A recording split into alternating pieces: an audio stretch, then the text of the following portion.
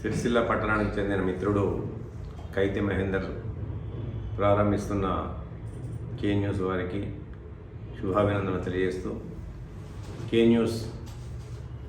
ఈ జిల్లా సమాచారాన్నే కాకుండా ప్రజల యొక్క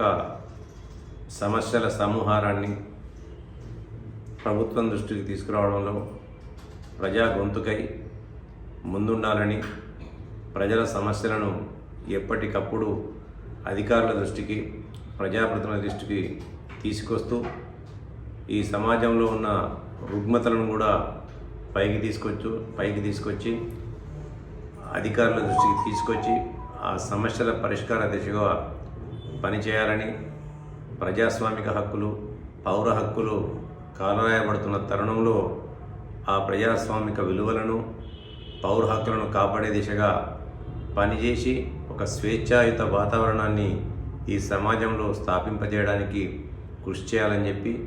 వారికి మనస్ఫూర్తిగా శుభాభినందనలు తెలియజేస్తూ, ఛానల్ 3 పువ్వులు 6 కాయలుగా దినదినాభివృద్ధి చెంది ప్రజల గొంతుకై ప్రజల మధ్యలో అది ఇమడాలని కోరుకుంటున్నాను.